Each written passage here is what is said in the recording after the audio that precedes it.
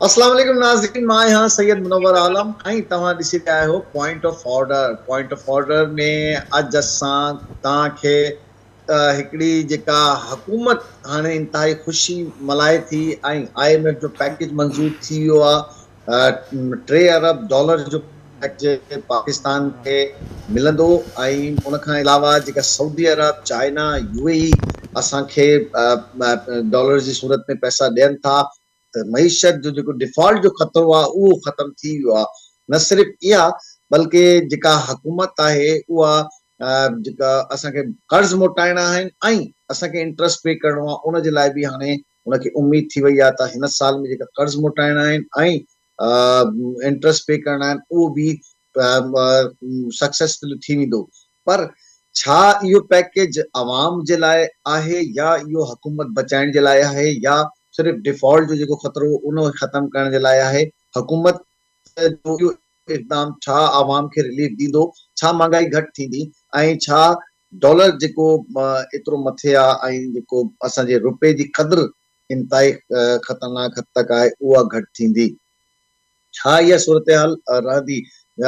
ख़ासि तौर ते जेको पैकेज आयो आहे IMF जो, उहो कहिड़े सेक्टर्स में इस्तेमालु थींदो, किथे किथे थींदो, या उहो सिर्फ़ कर्ज़ मोटाइण जे लाइ आहे? असांजा जेका टैक्स कलेक्शन जा टारगेट आहिनि, असांजो जेको बजट आहे उहो सही यूटिलाइज़ थींदो?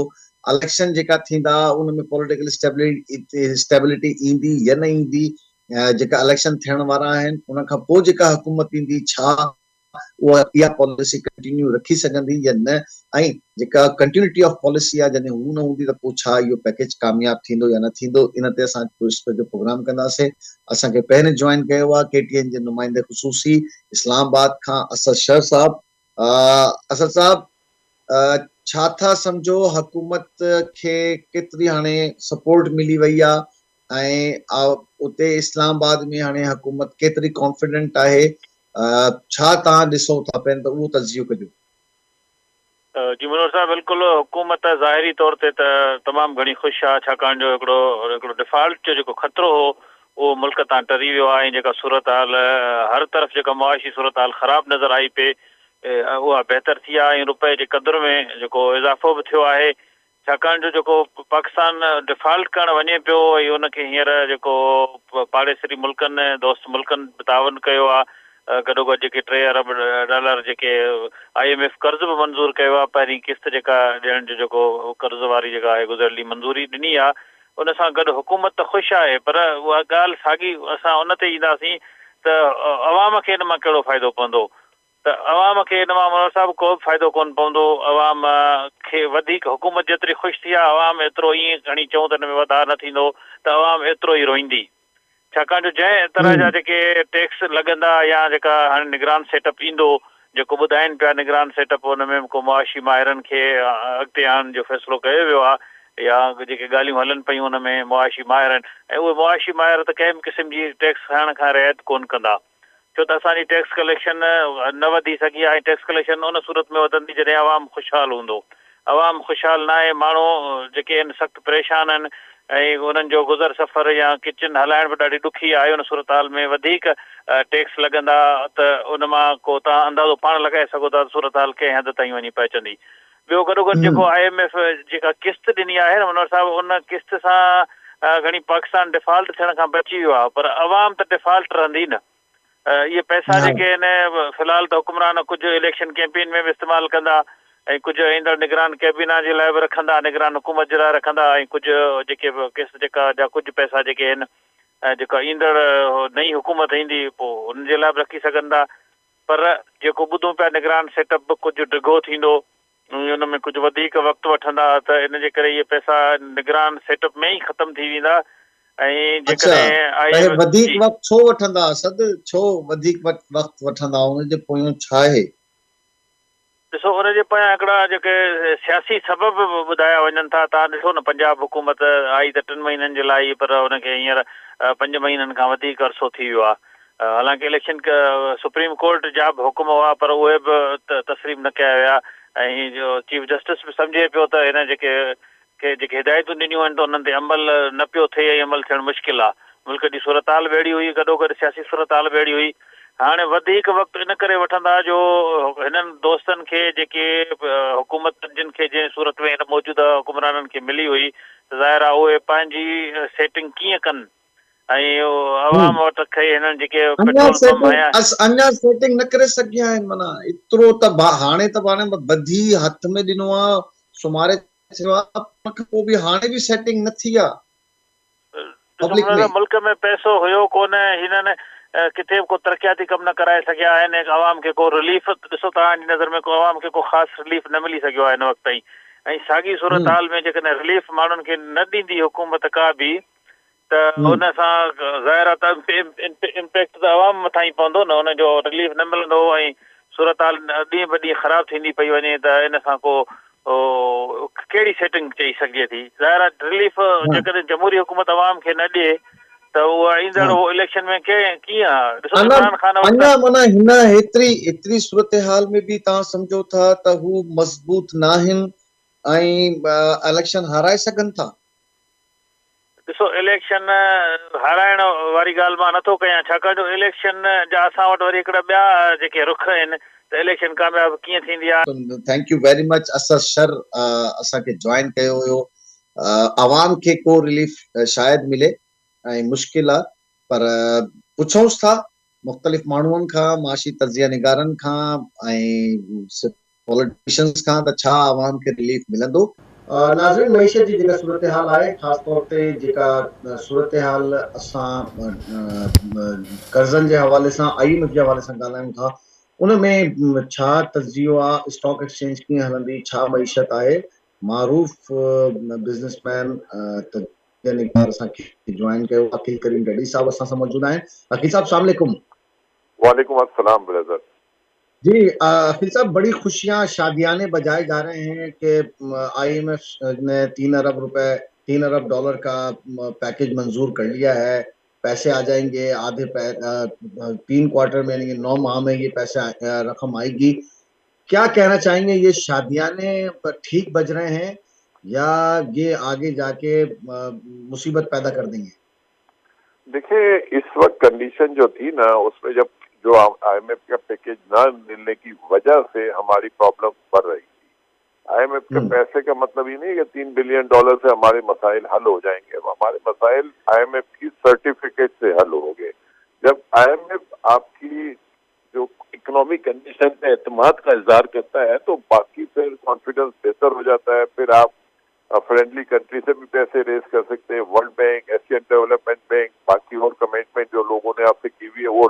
पैसे इनफ्लो आना शुरू हो जाएगा और आपने देखा होगा कि IMF की कमिटमेंट के बाद $2 बिलियन सऊदी अरब से भी इनफ्लो आया है $1 बिलियन UAE से भी आया है और $1.2 बिलियन फौरी तौर पे IMF से भी मिलेंगे और मार्केट में भी डॉलर पे प्रेशर आया है रुपी थोड़ा स्ट्रॉन्ग हुआ है तो ये कॉन्फिडेंस की बात होती है और ये पहले लोग शायद ये पैनिक थे कि पाकिस्तान डिफॉल्ट हो जाएगा लेकिन अब जिस तरीके से इनफ्लोज हमारे बढ़ रहे हैं जिस तरीके से हमारी इक्विटी मार्केट बेहतर हो रही है जिस तरीके से हमारे लोगों का कॉन्फिडेंस जैसे टेक्सटाइल इंडस्ट्रियलिस्ट का भी कॉन्फिडेंस लेवल बेहतर हो रहा है तो ये सारी चीजों को देखते हुए मैं समझता हूँ कि आने वाले दिन अब बेहतर होंगे और दूसरी बात भी जहन में रखनी चाहिए कि पाकिस्तान जिन जिन चीजों को इंपोर्ट करता था उनके अभी आप देखें कमोडिटीज की प्राइस गिरी बहुत है तो उसका भी बेनिफिट हमें काफी मिलेगा तो मैं समझता हूँ कि काफी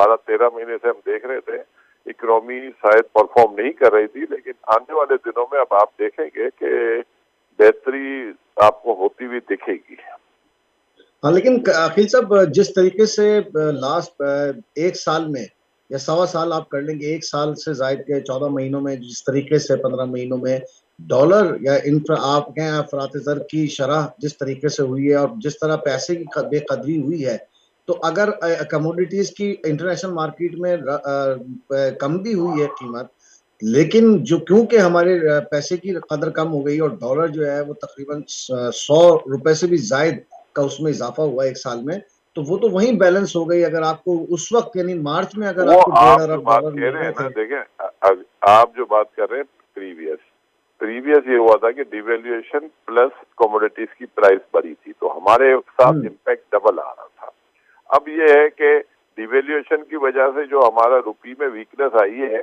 उसमें से अभी कुछ रीवैल्यू तो हुआ है रुपी, लेकिन उस तरह नहीं हुआ जितना डीवैल्यू हुआ है। लेकिन दूसरी तरफ आप कमोडिटीज की प्राइस जो बढ़ी हुई थी वो काफी नीचे आ गई है।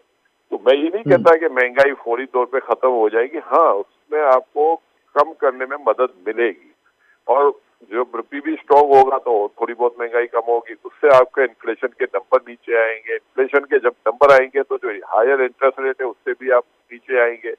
तो ये साइकिल होती है, एक को देख के दूसरा। तो अब ये नंबर जो बहुत ज्यादा बुरे दिख रहे थे, बहुत बेहतरी की तरफ जाते हुए दिख रहे हैं। इसके लिए गवर्नमेंट को एक अच्छी पॉलिसी देने की जरूरत है, और हमें कोशिश भी करनी चाहिए कि फौरी तौर पे हमारा इंपोर्ट का बिल बहुत ज्यादा ना बढ़े, और बहुत ज्यादा हम ग्रोथ की तरफ फोकस ना करें, मिडिल में रहें, ताकि हमारे एक आधा साल हम सस्टेन कर सके अपने इंपोर्ट बिल को।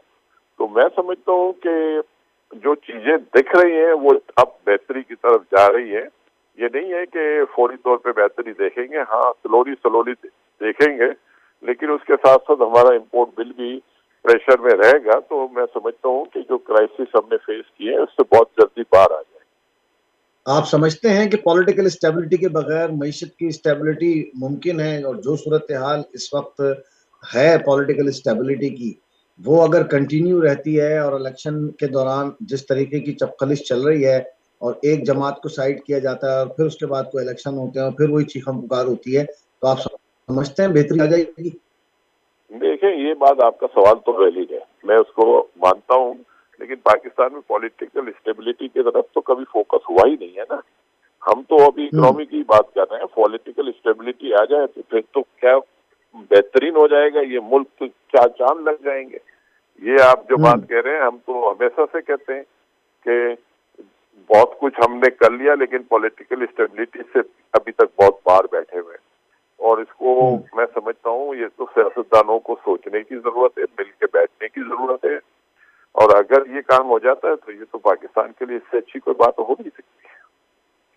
तो आप नहीं समझते कि जिस तरीके से ताजिर पहले बहुत ज्यादा मुतहरिक हुआ करते थे, अक्सर मशावरत में शरीक हुआ करते थे हुकूमतों के साथ, तो तमाम कोई इस तरह का कोई फोरम पूरी हुकूमत को और खास तौर पे एस्टेब्लिशमेंट को ये मशवरा दे कि सियासी इस्तेहकाम ताजिरों का इशू ये है कि सबके अपने अपने इंटरेस्ट है। अब मैं जाके अपने इंटरेस्ट की बात करूंगा, दूसरा जाएगा वो अपने इंटरेस्ट की बात करेगा। अब गवर्नमेंट को अपनी भी पॉलिसी बनाने की जरूरत है, वो भी बैठे और पब्लिक इंटरेस्ट में जो बेस्ट पॉलिसी वो बनाए। तो इस वक्त अब ताजिर तो हर गवर्नमेंट में साथ ही बैठे होते हैं, लेकिन इसके बाद जो मुल्क का हाल हुआ है वो भी आपके सामने है। अकील करीम डेडी साहब असां सां मौजूद हुयो, बड़ी मेहरबानी उन्हनि जी। त जेको तस्जी उन्हनि ॾिनो आहे त भई पॉलिटिकल स्टेबिलिटी अची वञे त मुल्क रैपिडली तरक्की कंदो, पर ही जेको हाणे पैकेज मंज़ूर थियो आहे IMF खां, उहो बि ख़ुशाइंद आहे। ऐं शयूं हाणे ख़ासि तौर ते स्लो महांगाई बि घटि थींदी, डॉलर बि हेठि ईंदो, बाक़ी शयूं बि पंहिंजी पोजीशन ते ईंदियूं, पर पॉलिटिकल स्टेबिलिटी इंतहाई ज़रूरी आहे। इन प्रोग्राम खे कंटिन्यू कयूं था ऐं हिते वठूं था हिकिड़ो शॉर्ट ब्रेक खां पोइ इहो प्रोग्राम कंटिन्यू कयूं था। वेलकम बैक नाज़रीन, प्रोग्राम में ॿीहर तव्हांखे भलीकार चऊं था ऐं मईशत ते असां ॻाल्हायूं था, ख़ासि तौर ते हीउ जेको पैकेज मंज़ूर थियो आहे ऐं छा इहा मईशत खे रन करे सघंदो या न, ऐं जेका असां ख़ुशियां मल्हायूं था छा असांजी ॻिचे में पवंदा या न, ऐं छा सूरत हाल रहंदी। इन ई हवाले सां असांखे जॉइन कयो आहे पाकिस्तान पीपल्स पार्टी सिंध जे सदर जनाब निसार खोड़ो साहब असांखे जॉइन कयो। खोड़ो साहब अस्सलाम वालेकुम। जी वालेकुम सलाम। खोड़ साहब, हाणे हुकूमत ख़ुशि आहे त IMF कर्ज़ ॾेई छॾियो आहे, त ही कर्ज़नि ते केसि ताईं असां ख़ुशी मल्हाईंदासीं? बाबा प्राइम मिनिस्टर बि चयो आहे त असां हिन ते ख़ुशी मल्हाइण जी ॻाल्हि कान्हे। असां ज़ाहिर आहे हिकिड़ी सिचुएशन में हुयासीं जिते हर को माण्हू पियो चवे त असां डिफॉल्ट में हलिया वेंदासीं। उन मां ज़रूरत हुई त असां इहो मदद वठूं। इहा मदद कर्ज़ आहे, कर्ज़ में कुझु पंहिंजा पुराणा कर्ज़ लाहींदासीं, बाक़ी केतिरो अवाम खे ऐं पाकिस्तान खे मदद थी सघंदी, जेका असांखे 3 किस्तुनि में इहे पैसा मिलणा आहिनि। वो 3 किस्तूं जेके फरवरी 24 ताईं पूरियूं थींदियूं, उनमें इहा हिकिड़ी क़िस्म जी सपोर्ट मिले थी त ॿिया मुल्क बि सम्झनि त असां कर्ज़ वठण जे लाइक़ु आहियूं। इन यश करण सां असांखे दुनिया में कुझु न कुझु ॾिठो वेंदो अहिड़े नमूने सां त ही एबल थी सघनि था कर्ज़ वापसि करण जे लाइ बि, ऐं इहो करे सघिबो। रही ॻाल्हि त असांखे पंहिंजे पेरनि ते बीहण जे लाइ करिणो ई करिणो कुझु पवंदो, उनखां सवाइ कोई बि मुल्क हलंदो कोन्हे। असांजी पंहिंजी मईशत जेका आहे सा असांजे निज़ाम खे बहितर करे सघे थी, उहा कीअं थींदी जेसीं ताईं असां पंहिंजो पाण खे मन में छा चइजे उहा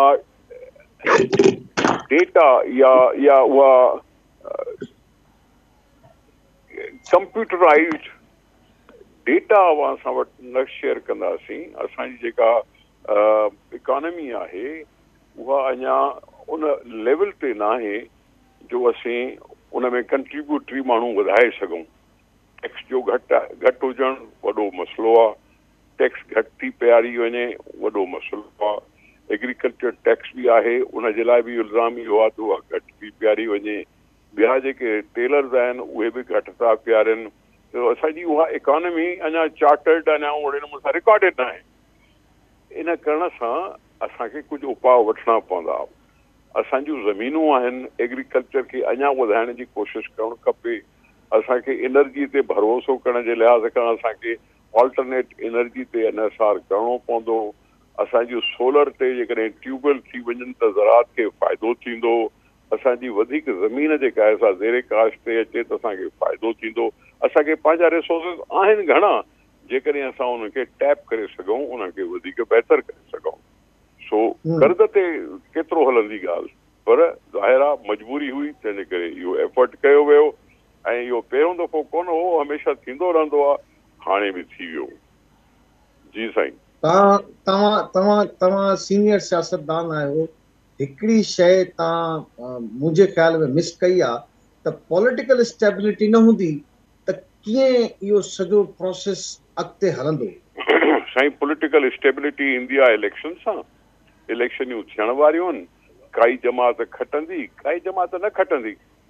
इलेक्शन खे ट्रांसपेरेंट रखो, इलेक्शन खे आज़ाद रखो, इलेक्शन खे इलेक्शन कमीशन जे हवाले कयो ऐं उन ते सवाल थियणु घटिजी वञनि। सिंपल ॻाल्हि आहे, प्रिज़ाइडिंग ऑफिसर उनजो उन महिल रिज़ल्ट ॿुधाए, सही रिज़ल्ट ॿुधाए, जंहिंजो नसीब जेको खटे। हाणे जेकर इहे सिंपल ॻाल्हियूं न कंदासीं त पोइ रूबरू इल्ज़ामात लॻंदा। बाक़ी पॉलिटिकल इनस्टेबिलिटी कोन्हे। क़ौमी असेंबली में हिन महिल ताईं मेजॉरिटी सां हुकूमत वेठी आहे, उनखे मेजॉरिटी खां वधीक वोट हासिल आहिनि। पॉलिटिकल इंस्टेबिलिटी कोन्हे। मुल्क मुख़्तलिफ़ सूबनि में सूबाई हुकूमतूं हलनि थियूं पियूं, पॉलिटिकल इंस्टेबिलिटी कोन्हे। काई जमात जो इशारो जेकॾहिं तव्हांखे त साईं ख़ान साहब इमरान ख़ान कोन्हे, बाबा उनखे असां कोन चयो त निकिरी वञे असेंबलियुनि मां, हू पाण निकितो। हुन पाण अची इनस्टेबिलिटी पैदा कई, हुन पाण अची भौचाल पैदा कयो। पहिरियों इस्तीफ़ा ॾिनो क़ौमी असेंबलीअ मां, पोइ वरी 2 असेंबलियूं डिज़ॉल्व करे छॾियऊं, अवाम जी बेइज़ती कयूं। असांखे इक़्तिदार न आहे त पोइ एटम बम हणी छॾियो हिन मुल्क ते, इहो चवंदो रहियो इमरान ख़ान। इहा इनस्टेबिलिटी असां पैदा कोन कई आहे, हुन कई आहे पैदा। ऐं हू पार्लियामेंट खां ॿाहिरि थी वेही रहियो, असां चयोसीं भली वञी वेह। इन सां पॉलिटिकल इंस्टेबिलिटी न थींदी आहे। इहा पॉलिटिकल इंस्टेबिलिटी न आहे। कोई पाण वॉलंटरली निकिरी थो वञे त उनखे छा था करे सघूं? हिकु साल जे दौरान 14-15 महीना थिया आहिनि, जेका कारकर्दगी आहे हुकूमत जी, मईशत जी, महांगाई जी, जेका इन्फ्लेशन आहे, जेका डॉलर जो रेट वधियो आहे, इहो सॼो इमरान ख़ान कयो आहे न बाबा। हिकु इमरान ख़ान जे टाइम में 100 रुपयो वधियो हुयो, हिननि जे टाइम में इमरान ख़ान 100 रुपयो वधियो। जॾहिं 2007 में 2018 में हुकूमत इमरान ख़ान जी आई त उन महिल डॉलर जो रेट हो 170 रुपया। जॾहिं इमरान ख़ान वियो त 190 रुपया हुई, 194 रुपया, यानी 100 रुपयो हुनजे टाइम में वधियो। अॼु उन खां पोइ 280 रुपये में आहे, 100 रुपयो ॿियो वधियो। हाणे इहो ॿियो वधियो छो वधियो? जेकॾहिं इमरान ख़ान जे लाइ चयो थो वञे त जेकॾहिं हू IMF खे धोखो न ॾे हा त इहा जेका अॼु मदद थी मिले उहा साल अॻु में मिली वञे हा, साल अॻु में मिली वञे हा त सूरत खे कंट्रोल में करे सघूं हा। पर छाकाणि त कॉन्फिडेंस ब्रेक थियो IMF जो, हुन सां ॻाल्हियूं करणियूं पियूं, हुन वरी शर्त रखिया, शर्त रखण बि क़बूल करण बि ज़रूरी थी वियो ऐं उनजे लिहाज़ खां असांजी इकोनॉमी ते असर बि पियो। पर जेकॾहिं इमरान ख़ान हुनखे धोखो न ॾे हा IMF खे, असां कोन चयोसूं त IMF वटि वञे, हुन पाण चयो साईं मां ग़लती कई, हिन महिल ताईं IMF में न वियो आहियां। हाणे पाण वियो, वञण खां पोइ वरी हुन धोखो ॾिनो हुनखे त हुननि जो कॉन्फिडेंस शेक थियो। कॉन्फिडेंस जॾहिं शेक थियो आहे त पोइ हुनखे वरी रेस्टोर करण में टाइम त लॻो, हुन में तकलीफ़ त थी। इमरान ख़ान जे टाइम में बि 194 रुपए ते डॉलर वञी पहुतो, असां हुनखे कंट्रोल कोन सघियासीं करे सघियासीं, वञी 300 ते बि पहुतो त 280 ते बि पहुतो। माना हाणे हिन सूरत हाल में तव्हां सम्झो था त इमरान ख़ान खे पॉलिटिकल मूवमेंट जे लाइ ज़रूरी आहे त पॉलिटिकल मूवमेंट जी इजाज़त मिली वञे? उनजी पॉलिटिकल मूवमेंट ख़त्म थी चुकी आहे। इमरान ख़ान पंहिंजो पाण सां धोखो कयो, इमरान ख़ान अवाम खे धोखो ॾिनो, अवाम जी बेइज़ती कई, असेंबलियूं डिज़ॉल्व करे हासिल कुझु न कई पाकिस्तान जे लाइ, पंहिंजे लाइ बि कुझु हासिल न कई। अॼु हुनजी पार्टी टुटी चुकी आहे ऐं उहो अकेलो वेठो आहे। अच्छा, त जलसे जी इजाज़त को बि न मिलंदी? माना हिन सूरत हाल में बि जलसे जी इजाज़त न मिलंदी इमरान ख़ान खे? हा, असां कॾहिं चयो आहे त हुनखे जलसो न करणु ॾींदासीं? अच्छा, असां कॾहिं चयो आहे त हुनखे जलसे जी इजाज़त न आहे? सियासी सरगर्मी जी इजाज़त खां कंहिं हुनखे रोकियो आहे? का हुन जलसे जे लाइ दरख़्वास्त ॾिनी आहे DCA खे? क्या हुन दरख़्वास्त कई आहे साईं मां हिते जलसो करणु चाहियां थो, हुनखे इनकार थियो आहे? न, हुनखे न दरख़्वास्त कई अथई, न असां इनकार कयो आहे। पॉलिटिकल मूवमेंट चऊं था असां, पॉलिटिकल एक्टिविटी बैन न आहे, पॉलिटिकल एक्टिविटी कंहिं जमात जे लाइ बैन न आहे। हू पाण जलसो करणु नथो चाहे, हू पाण जलसो करणु नथो चाहे, न हुन दरख़्वास्त ॾिनी आहे, न हुन जलसो कयो आहे। न त जॾहिं चाहींदो हुयो त बग़ैर इजाज़त जे 2000 माण्हू वठी अची पहुचंदो हो न। तव्हां छा था सम्झो त इलेक्शन जॾहिं थींदा त इमरान ख़ान खे इजाज़त मिली वेंदी ऐं हू ॿाहिरि हूंदो या हू मुंहिंजी ॻाल्हि ॿुधी वञो। इमरान ख़ान जॾहिं कोर्ट खे 4 कलाक इंतज़ार करायो राति जे 8 बजे ताईं, पाण सां 1000 माण्हू वठी आयो न, उन में कंहिंखां इजाज़त वरिती आई? उन मां कंहिंखां इजाज़त वरिती आई? वठी आयो न, कोर्ट त पंहिंजी मर्ज़ी सां वेठी हुई न सर। पंहिंजी मर्ज़ी सां कीअं वेठी? हुनजे इंतज़ार में वेठी, हुनजे इंतज़ार में वेठी, वरी आयो त गाॾी में वेही रहियो। भी कंहिंजे इंतज़ार में वेठी हुई, सॼी पार्लियामेंट जे इंतज़ार में राति 1:30 बजे भी वेठी हुई। साईं मुंहिंजा भाउ, हू जॾहिं आयो कोर्ट में त वरी गाॾीअ में वेही रहियो, पोइ जॾहिं पुलिस खे चयो वियो त वञी वठी अचो 100 मिंट में अंदरि हलियो आयो। हुन पाण कयो आहे इहो, असां न कयो आहे। कोर्ट राति जे 8 बजे ताईं कंहिंजे लाइ इंतज़ार कोन कंदी आहे, लेकिन असां मौक़ो पाए ॾियूं त अचे अचे अचे अचे। इहो लाहौर जी ॻाल्हि हुई। जी हाँ मुंहिंजा साईं, तंहिंजे करे तव्हांखे थोरो सोचणु खपे। इमरान ख़ान खे कंहिं बि जलसे करण खां रोकियो न आहे, न हुन दरख़्वास्त कई आहे। पोइ हरूभरू छो थो चए त मूंखे इजाज़त न आहे सियासी सरगर्मियुनि जी? हुनखे आहे इजाज़त, भली करे वञे। ऐं तव्हां सम्झो था त पॉलिटिकल स्टेबिलिटी सां ई इहो सभु मामलात हल थींदा ऐं अॻिते जेके इलेक्शन जा नताइज हूंदा? ओ बादशाह, मां सम्झां थो त पॉलिटिकल स्टेबिलिटी आहे। इमरान ख़ान जी ख़बर कंहिंखे बि कोन्हे, उहो त इलेक्शन जा बाइकाट बि कंदो रहंदो आहे। 2008 में बाइकाट छो कयो हुई? मूंखे ॿुधाए त सही। 2002 में बीहे पियो इलेक्शन में, 2008 में बाइकाट थो करे, छो कयो हुई बाइकाट? मुशरफ जी घुरायल असेंबली में बीहे थो, जॾहिं मुशरफ जे वञण जो टाइम आयो त पाण बाइकाट करे वियो। इहो कॾहिं एक्सप्लेन कयो अथई त छो कयूं बाइकाट? पाकिस्तान पीपल्स पार्टी सां भी गलती थी हुई एक दफ़ा। ही त पाकिस्तान पीपल्स पार्टी सां भी गलती थी हुई, बीबी चवंदी हुई त मूं सां गलती थी हुई। ॻाल्हि तव्हां इमरान ख़ान जी कई, तंहिंजे करे इमरान ख़ान जी ॻाल्हि थो कयां न। असां पीपल्स पार्टी 1985 में नॉन पार्टी बेस्ड इलेक्शन जी बाइकाट कयो, नॉन पार्टी बेस्ड। 1985 में जेके ज़ियाउल करायूं इलेक्शनियूं, उनमें नॉन पार्टी बेस्ड इलेक्शनियूं हुयूं ऐं पार्टियुनि जो तसवुर ई कोन हो, तंहिंजे करे असां बाइकाट कयो। उहा चलो हुनखे बि ग़लती कईसीं तस्लीम, हे बि करे न ग़लती तस्लीम, छो नथो करे ग़लती तस्लीम? तव्हां सम्झो था ही जेको हाणे पैकेज अप्रूव थियो आहे इन जी यूटिलाइज़ेशन सही थी वेंदी ऐं कुझु काफ़ी कुझु बहितर थी वेंदो? उम्मीद आहे इलेक्टेड हुकूमतूं हूंदियूं, करणु खपेनि, न त पाकिस्तान खे नुक़सान वेंदो। Thank you very much Nisar Khuhro साहब, वॾी महिरबानी तव्हांजी डिटेल में गुफ़्तगू कई आहे निसार खोड़े साहब, ऐं वाज़े तौर ते चयो आहे त जेको सूरत हाल आहे उन में बहितरी ईंदी ऐं हुकूमत खे जेको पैकेज आहे उनखे उनजी यूटिलाइज़ेशन सही करणु खपे, तॾहिं इहा एतमाद बि बहाल थींदो ऐं मईशत बि बहितर थींदी। पॉलिटिकल स्टेबिलिटी आहे मुल्क में, इमरान ख़ान जी हाणे को ज़रूरत कोन्हे ऐं उनजो को सियासी कैरियर न बचियो आहे, उन पाण सां ज़ुल्म कयो आहे। इहा ई सूरत हाल आहे ऐं पॉलिटिकल स्टेबिलिटी ऐं मईशत जी स्टेबिलिटी इंतहाई ज़रूरी आहे। हिते वठूं था शॉर्ट ब्रेक खां पोइ इहो ई वेलकम बैक नाज़रीन, तव्हांखे प्रोग्राम में तव्हांखे ॿीहर भलीकार चऊं था ऐं असां डिस्कस कयूं था त जेको IMF पैकेज मिलियो आहे छा उहा मुल्की मईशत जे लाइ बहितर आहे या इहो कर्ज़ ऐं पोइ कर्ज़ में ई पूरो थींदो, असांखे मोटाइणा घणा आहिनि, पैसा मिलिया छा मिलियो आहे ऐं इहो जेको पैकेज आहे हिन सां छा आवाम खे रिलीफ मिलंदो या न मिलंदो, महांगाई घटि थींदी न थींदी ऐं जेका कर्ज़ वरितो वियो आहे उन ते एतिरी ख़ुशी छो आहे ऐं छो इहा सॼी सूरत हाल आवाम जे साम्हूं आहे। डॉक्टर मोहम्मद अली पाशा असांखे ज्वाइन कयो आहे, माहिर तज़िया निगार आहिनि मईशत जा। पाशा साहब अस्सलाम वालेकुम। वालेकुम सलाम। पाशा साहब छा चवंदो जेको हाणे ख़ुशी आहे हिकिड़ी त असांखे कर्ज़ मिली वियो आहे, छा इहा ख़ुशी आवाम जे लाइ बि हूंदी या हुकूमत बची वई, डिफॉल्ट खां बची वियासीं ऐं इहो PDM बची वई, इन जे लाइ इहो पैकेज अची वियो आहे? एक्चुअली हिन पैकेज सां हिकिड़ो त इहो आहे जो कंडीशन जेकी पहिरीं डिफॉल्ट जी तरफ़ वई पे उनखे हिकिड़ो ट्रैक मिली वियो आहे, असां हुन डिफॉल्ट वारी कंडीशन खां त बची विया आहियूं। पर उहा हिकिड़ी कंडीशन जेकी आहे उहा हिकिड़ी टेम्पररी रिलीफ आहे, परमानेंट न आहे पहिरीं खां। त हाणे ॿियो सवाल इहो आहे त असांखे हिन IMF जे पैकेज खां पोइ सऊदी, चाइना ऐं ॿियनि मुल्कनि खां बि जेको कर्ज़ वठण जेको रस्तो आहे उहो खुलियो आहे। इहो माना हिकु पॉज़िटिव हिकिड़ा स्टेप्स आहिनि।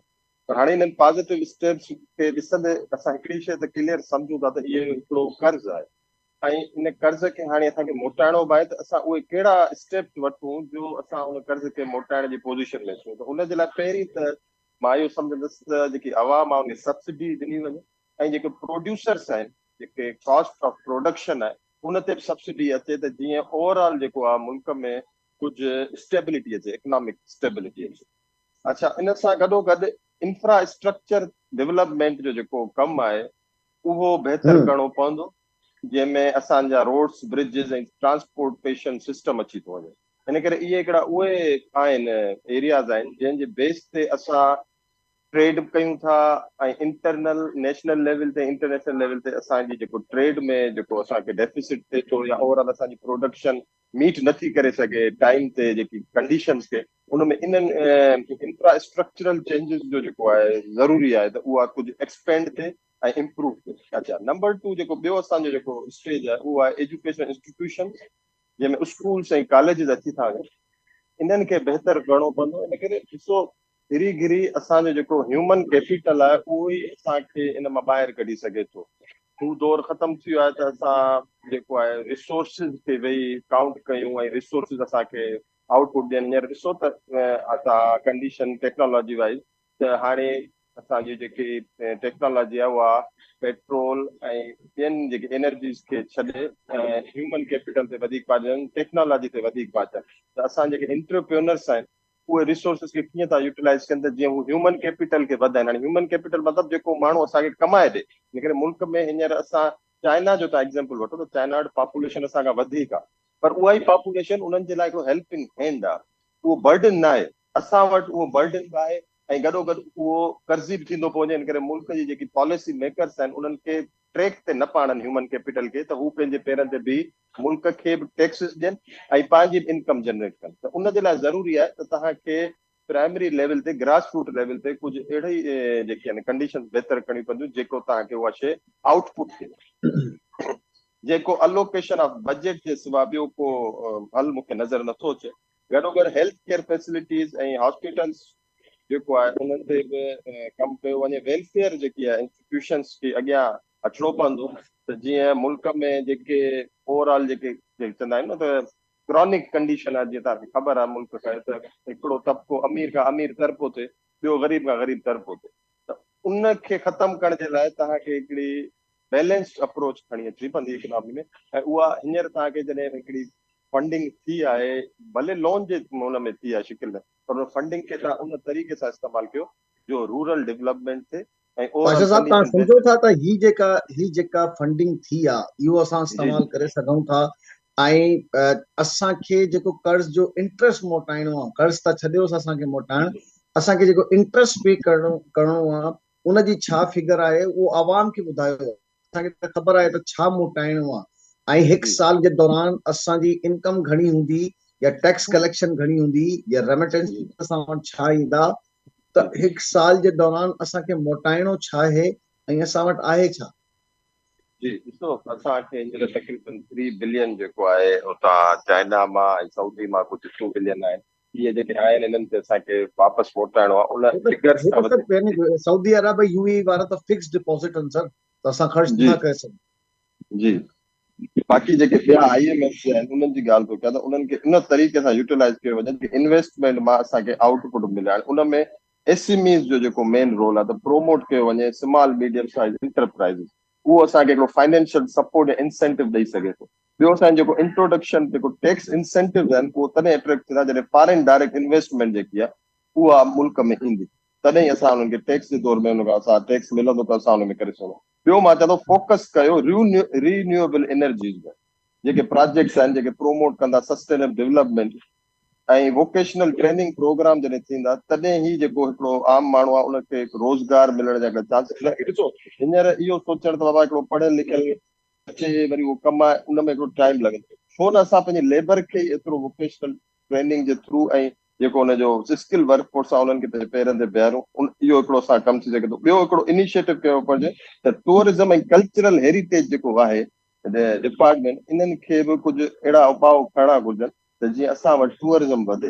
ॾिसो थाईलैंड थी वियो, नॉर्दर्न एरियाज़ थी विया, ॿिया मुल्क थी विया जेके आहिनि उहे टूरिज़म मां ॾाढो कुझु कमाईंदा। असां नॉर्दर्न एरियाज़ हिकिड़ी एरिया आहे जेको मां चवां थो उन मां माण्हू कमाए सघे थो, पर असांजी जेकी प्लैनिंग जेकी आहे उहा एॾी सुठी न आहे जंहिंजे करे इहो नथो थिए। अच्छा, उनजे लाइ रिसर्च एंड डेवलपमेंट प्रोजेक्ट्स जेके आहिनि R&D उनखे असांखे बहितर करणो पवंदो, उन्हनि खे असांखे स्ट्रेंथन करणो पवंदो, तॾहिं असांखे उहे इम्प्रूवमेंट ईंदियूं ऐं उन सां असांखे उहे मेजर्स मिलंदा जंहिंजे बेस ते असां पंहिंजे रिसोर्सिस खे सही तरीक़े सां पाशा अलोकेट साहब, छा जेका पॉलिटिकल स्टेबिलिटी कोन्हे जंहिं मुल्क में, तव्हां सम्झो था जी उते फॉरेन इन्वेस्टमेंट या इन्वेस्टर ईंदा, जिते कंटिन्यूटी ऑफ पॉलिसी कोन्हे, उहो हुन मुल्क में को इन्वेस्टर अची सघंदो या तव्हांजी एक्सपोर्ट ग्रोथ थी सघंदी।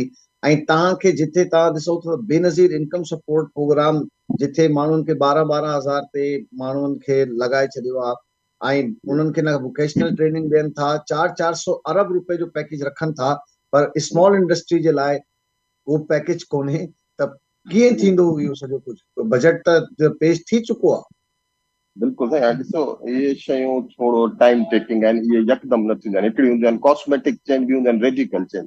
रेडिकल चेंज लाइ तव्हांखे थोरो सब्र करणो पवंदो आहे ऐं चेंजिस खे उन्हनि माण्हुनि खे उहा एडजस्ट करणी पवंदी आहे। हाणे ॾिसो अगरि हींअर बेनज़ीर इनकम सपोर्ट प्रोग्राम ख़तमु करे असां उन्हनि खे माइक्रो फाइनेंस करे चऊं बाबा हाणे तव्हांखे नंढा नंढा कुझु खोले था ॾियूं बिज़नेस तव्हां हलायो, त हू त हींअर कंडीशन पॉवर्टी जी एतिरी आहे जो हू उनखे सस्टेन ई न करे सघंदा। इहो शइ तॾहिं थिए जॾहिं तव्हांजो एजुकेशन सिस्टम ऐं इन्फ्लेशन कंट्रोल में हुजे। इन करे मां पहिरीं ॻाल्हि कई त तव्हांखे पहिरीं सब्सिडी ॾिनी वञे आवाम खे ऐं प्रोड्यूसर खे बि सब्सिडी ॾिनी वञे, जीअं कॉस्ट ऑफ प्रोडक्शन में हुनखे कुझु सब्सिडी मिलंदी त पोइ शयूं जेके आहिनि इन्फ्लेशन जे हिसाब सां माण्हू हुनखे ख़रीद करण जी सलाहियत रखी सघंदा। अच्छा, ॿियो मां हिकिड़ी ॻाल्हि कई। जी जी जी जी जी जी जी कंटिन्यू कयो। जी जी ॿी मां हिकिड़ी ॻाल्हि कई त अलोकेशन ऑफ बजट, री अलोकेशन ऑफ बजट सां मुंहिंजो मक़सदु इहो आहे त उहे पॉकेट्स ॾिठा वञनि, उहे जेके प्रोजेक्ट ॾिठा वञनि जंहिंसां माण्हुनि खे उन्हनि जी जेकी इनकम जनरेट करण में हिकिड़ी मदद मिले। तव्हां जेकी बेनज़ीर इनकम सपोर्ट करण जी ॻाल्हि कई, ॾिसो उन में 2 रस्ता आहिनि जेके वठनि था 12,000 या 12,500, त या त हू को पंहिंजो बिज़नेस कनि या उनखे ख़र्चे छॾनि। हाणे इहो डिपेंड थो करे उन्हनि फैमिलीज़ ते। ॾिसो Benazir income support programme mainly जेके मिलनि था उहे लेडीज़ खे मिलनि था। बिल्कुलु इहो ई प्रोजेक्ट बांग्लादेश में ग्रामीण बैंक में हुयो, जंहिंमें पंहिंजो यूनिस्टान जेको आहे उनखे नोबेल प्राइज़ मिलियो। पर उन्हनि छा कयो, इनखे शुरू खां ई as a micro finance bank जे नाले सां चवायो वियो त बाबा इहो हिकिड़ो नंढो कर्ज़ु आहे ऐं तव्हां इन सां को बिज़नेस खोले उन कर्ज़ खे वापसि कंदा ऐं तव्हां पंहिंजी जेकी एजुकेशन ॿारनि जी उन्हनि खे बहितर कंदा। ऐं इहो ई थियो त आख़िर में बांग्लादेशी GDP में फ़र्क़ु अची वियो ऐं इन ई बेस ते ग्रामीण बैंक जो जेको नोबेल प्राइज़ मिलियो यूनिस्टान। असांजो शुरू खां ई बेनज़ीर इनकम सपोर्ट प्रोग्राम में इहो त बाबा जेके आम अवाम आहे उहो बुख ऐं बदाली में आहे, उन्हनि खे जीअण जे लाइ मानी न आहे, रहण लाइ घर कोन्हे, रोटी कपिड़ा मकान जो नारो आहे। त पहिरीं त तव्हां उनखे स्टेबल कयो। जीअं तव्हां पहिरीं ॻाल्हि कई पॉलिटिकल स्टेबिलिटी ईंदी तॾहिं इकनॉमिक स्टेबिलिटी। त इन जे लाइ थोरो मतिलबु उहे अपाउ वठणा पवंदा गवर्नमेंट खे त हींअर रिलीफ जो टाइम आहे। पर हाणे रिलीफ कीअं ॾियनि? ॿिए पासे तव्हांजो कर्ज़ु जेको आहे उहो वधंदो पोइ वञे IMF जो। तव्हांखे हिकु अहिड़ी पॉलिसी खणी अचणी पवंदी जंहिंमें मां सम्झां थो प्रोडक्शन ॿाहिरां जेके इम्पोर्ट आहे उन्हनि खे रोके, जेको मुल्क में ई प्रोड्यूस थिए पियो उहो ई शइ वठिजे जंहिंसां आम आवाम। जेको इहो ई ॾिसूंसि था न, को अहिड़ी 10 साल जी पॉलिसी असां वटि असांखे नज़र नथी अचे त अहिड़ा सेक्टर असांजो। तव्हां IT जो बजट ॾिसो, जेका सॼी दुनिया में हाणे सभ खां वॾी इंडस्ट्री आहे, उनजो तव्हां बजट ॾिसंदव त शर्म ईंदी त IT जे लाइ इहा रक़म रखी वई आहे। असां एग्रीकल्चर बेस्ड कंट्री आहियूं, जेका एग्रीकल्चर में असां अञा ताईं रिवायती तरीक़नि सां ओल्ड ट्रेडिशनल वे सां जीअं असां एग्रीकल्चर ते पर असांजी एकड़ जेका कैपेसिटी आहे उहा ॾिसो तव्हां त तव्हांखे हैरानगी थींदी त अहिड़ी का पॉलिसी असांखे 10 सालनि जी या 15 सालनि जी को असांखे नज़र नथी अचे त कीअं असां चऊंसि त इहो जेको पैकेज अची वियो आहे इहो को बहितर थींदो जेसि ताईं को 10 ईयर पॉलिसी या को 15 ईयर पॉलिसी सस्टेनेबल पॉलिसी असांखे नज़र न ईंदी। ॾिसो 10 ईयर 15 ईयर पॉलिसीज़ दौड़ में ॾाढी सुठी लॻे थी ऐं आहे, मगर असांजी जेकी गवर्नमेंट में फ्लक्चुएशन अचनि थियूं, ॿी गवर्नमेंट अचे थी, ॿिया जेके लीडर्स अचनि था उहे यूनिफॉर्म पॉलिसी खणी नथा अचनि। तव्हां ॾिसो हींअर जेकी बजट आई आहे, हींअर वरी गवर्नमेंट जे चेंज इलेक्शन खां पोइ तव्हां छा था सम्झो त इहा शइ वरी इहा पॉलिसीज़ अप्लाई थी सघनि प्रैक्टिकल में? मां सम्झा थो त वरी कुझु चेंजिस आणींदी जेकी ॿी गवर्नमेंट ईंदी, वरी उहे वरी ॿी जेकी पोइ गवर्नमेंट उन ते इल्ज़ाम हणंदी त बाबा हुननि जी ग़लती जंहिंजे करे असांखे ही भुगतणो पए पियो। जीअं तव्हां ॾिठो हूंदो त इमरान ख़ान जी हुकूमत में कुझु स्टेप्स एॾा IMF जा खयां विया, जेको पंहिंजी नवाज़ शरीफ़ जी हुकूमत आहे त उन में पोइ उन्हनि शहबाज शरीफ़ चयो बाबा असांखे जेको असांजो ॾोह न आहे, उहे कुझु अहिड़ा स्टेप्स हुया जंहिंजे करे असां खां कंडीशन हाणे कंट्रोल न पई थिए। त उनजे लाइ लीडर्स खे हिकु पेज ते अचिणो पवंदो ऐं उन हिकु पेज ते अचण जो मतिलबु त पॉलिसीज़ में चेंजिस न कनि, उन्हनि खे ई फॉलो कनि। ॾिसो तव्हां ॿियनि पड़ोसी मुल्कनि जो तव्हां अगरि एग्ज़ाम्पल वठो था, या बांग्लादेश थी वियो, श्रीलंका ते ॿिया, उहे छा था कनि? भले हुकूमत चेंज थींदी रहे, इख़्तिलाफ़ात डेमोक्रेसी जी हिकिड़ी ब्यूटी आहे, इख़्तिलाफ़ात थी सघनि था, पर पॉलिसीज़ में जेकी फ्लक्चुएशन अचे थी उन सां डायरेक्टली और इनडायरेक्टली माण्हू सफ़र थो करे, जेको आम अवाम सफ़र थी करे, उन्हनि खे टैक्स जी शिकिल में उन्हनि खे महांगाई खे मुंहुं ॾियणो थो पए। त इहो तव्हांजी ॻाल्हि सही आहे त 15 साल 10 साल जी अगरि यूनिफॉर्म पॉलिसी हलंदी त ज़रूरु असांखे फ्रूटफुल रिज़ल्ट मिलंदा। बिल्कुलु। Thank you very much Pasha साहब, वॾी महिरबानी। माशी तज़िया निगार पाशा साहब असां सां मौजूदु आहे, मोहम्मद अली पाशा साहब। ऐं वाज़े तौर ते उते ई ॻाल्हि अचे थी त जेसि ताईं पॉलिटिकल स्टेबिलिटी न हूंदी तेसि ताईं इहो सॼो सिलसिलो जेका बि पैकेज ईंदो उहो पैकेज को कम जो न हूंदो।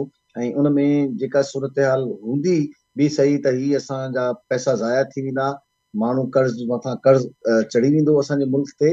ऐं पॉलिसी ज़रूरु हुजणु खपे ऐं ख़ासि तौर ते मईशत जी अहिड़ी पॉलिसी हुजे जेको असांखे इन बहरान में कढे।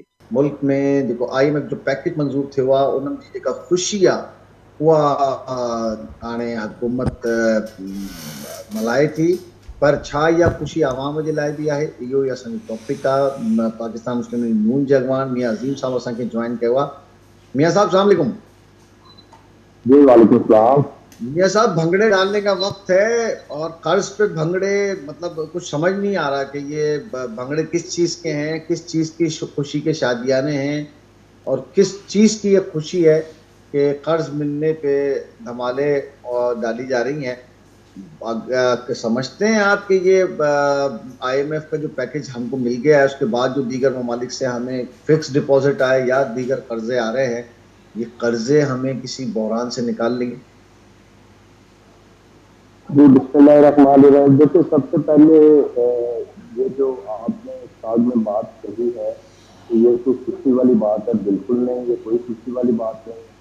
یہ تو وزیر اعظم صاحب نے باقاعدہ آج ہی ملتان کے اندر اسٹیٹمنٹ دی ہے کہ یہ کوئی خوشی والی بات نہیں ہے, یہ افسوس والی بات ہے. خوشی کی صرف اتنی بات ہے کہ ملک جو بحران کی ملک میں جو معاشی بحران تھا اور ملک جو ڈفالٹ کی طرف جا رہا تھا, وہاں سے ہم جو ہے واپس آئے ہیں. صرف اس بات کی ہم کو خوشی ہو سکتی ہے, لیکن جو یہ ٹول ہم نے کئی صدیوں سے پکڑا ہوا ہے اس خطے نے اور خاص طور پہ پاکستان نے کئی دہائیوں سے, تو میں یہ سمجھتا ہوں یہ ٹول تو آپ کو یاد ہوگا میاں محمد نواز شریف صاحب کی جب حکومت یہاں پہ تھی تو اس وقت بھی ہمارا یہ بیانیہ تھا کہ یہ ٹول ہم نے توڑنا ہے, تو وہ اس میں ہم کہیں حد تک کامیاب بھی ہو گئے تھے.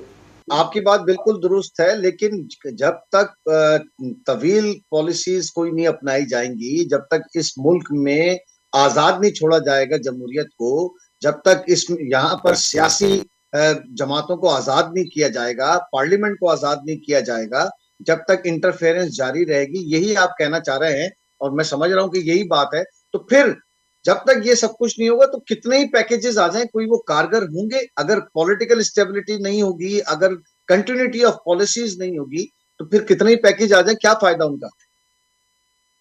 سب سے ضروری تو بالکل میں آپ کی اس بات سے اتفاق کرتا ہوں. سب سے پہلے جو آپ ہمارے جو ہمسائے انڈیا کے اندر آپ دیکھ لیں کہ وہاں پہ سیاست اور سیاسی بحران کس طرح کا ہوتا ہے. اس پورے خطے کے اندر اس طرح کا بحران نہیں ہوتا جس طرح کا پاکستان میں رہتا ہے. ابھی تک تو پاکستان کی ہسٹری میں 5 سال کوئی بندہ بھی وزیر اعظم نہیں رہا. شاید آئندہ جو الیکشن ہوں گے, ہم اللہ سے دعا کرتے ہیں کہ جو ملک کی جنہوں نے بہتر رہنے نہیں پالیسی دیا, ہے, جنہوں نے رہنے نہیں دیا تو ہر تھوڑے دن کے بعد ان سے گلے بھی تو مل لیے جاتے ہیں, تو ہوگا کیسے؟ یہ تو بالکل ویسے ہوتا رہے گا. نہیں دیکھیں بات یہ ہے کہ اداروں جو میں سیدھی بات کرتا ہوں, اداروں کے سربراہ چینج ہوتے ہیں. دیکھیں ادارے کا جو سربراہ آتا ہے وہ 3 سال کے لیے یا پینشن لے کے وہ 5 سال کے لیے 6 سال کے لیے آ جاتے ہیں, لیکن مسئلہ یہ ہے کہ جو سیاسی لیڈر ہیں وہ کنٹینیو اپنی پالیسی کے اوپر چلنا چاہتے ہیں. اور میری تمام اداروں سے یہ گزارش ہے کہ جو پاکستان کے لیے بہترین پالیسی لے کے آئے, چاہے کوئی بھی پارٹی لے کے آئے, اس پالیسی کو کنٹینیو کرنے دیا جائے پاکستان کی خاطر. یہ تو ہم کس سے گزارش کہہ رہے ہیں کرتے آپ؟ یہ کس سے کہہ رہے ہیں آپ؟ یہ کس سے کہہ رہے ہیں آپ؟ ہیں, یہ ہم اداروں کو کہہ رہے ہیں. جو آپ بڑے لفظوں میں بات کر رہے ہیں میں وہ کھل کے کہنا چاہتا ہوں. آپ جی دیکھیں, ہاں, آپ فوج نے کلیئر لفظوں میں کیوں یہ اسٹیٹمنٹ دی کہ جی ہم نے فروری سے سیاسی مداخلت جو ہے وہ ختم کر دی. میاں صاحب وائس ورثہ پوزیشن میں آ گئے, مطلب وہ وہاں تھے اس وقت اس پورشن میں تھے, اب وہ اس پورشن میں, آپ اس پورشن میں, یہ تو چل رہا ہے, اس کو تو چھوڑ دیں. ہم تو یہ کہہ رہے ہیں کہ اب جو پیکج ملا ہے کیا اس سے مہنگائی ختم ہو جائے گی؟ کیا عوام کو ریلیف مل جائے گا؟ کیا ڈالر نیچے آ جائے گا؟ کیا مہنگائی میں کمی ہوگی؟ کیا کچھ آگے بڑھے گی بات, یا پھر وہی ہم قرضے ہی ادا کرتے رہیں گے؟ دیکھیں جہاں تک معاشی صورتحال ہے وہ دیکھیں جو آئی ایم ایف سے ہمیں جو قرضہ ملا ہے بالکل وہ صرف اور صرف ہماری اس میں اتنی کامیابی ہے کہ ہم نے ملک کو ڈیفالٹ ہونے سے اللہ تعالیٰ نے کے فضل و کرم سے بچے. دوسری یہ بات ہے کہ جہاں تک مہنگائی ہے, مہنگائی بالکل مہنگائی ابھی بھی بہت ہے اور مہنگائی مزید بڑھے گی بھی, لیکن یہ ساری چیزیں کس طریقے سے کنٹرول ہوگی؟ یہ چیزیں اس وقت کنٹرول ہوگی جب تک ہم آئی ایم ایف سے اپنی جان نہیں چھڑاتے, جب تک یہ کشکول ہم نہیں توڑتے. اس کے لیے ہم نے بالکل بہت ساری جو ہے آپ دیکھیں 2-3 دن پہلے بھی ہم نے 3 پوائنٹ جو ہے نا وہ پاکستان کے اندر ہائی لائٹ کیے. سب سے پہلے آپ یہ دیکھیں کہ ہم نے जरी शोबे को हम ये कहते हैं उसको इंडस्ट्री का दर्जा दिया। दूसरे नंबर ठीक है। पे हम मादनियात के ऊपर आए। हमारे मुल्क के अंदर खुदा के छुपे हुए इतने खजाने हैं कि अगर हम उसके ऊपर काम करना शुरू करें तो पाकिस्तान को किसी IMF की जरूरत नहीं है, और यहाँ पे वही हालात होंगे जिस तरह के खलीज के हालात है, यूरोप के हैं। हमारा मुल्क भी दुनिया की तरह तरक्की करे। तीसरा, IT के शोबे के अंदर बेशुमार जो जॉब्स के हैं, और इसके अंदर आप देखें कि IT के अंदर अमेरिका यूरोप का बिजनेस हम यहाँ पे बैठ के कर रहे हैं।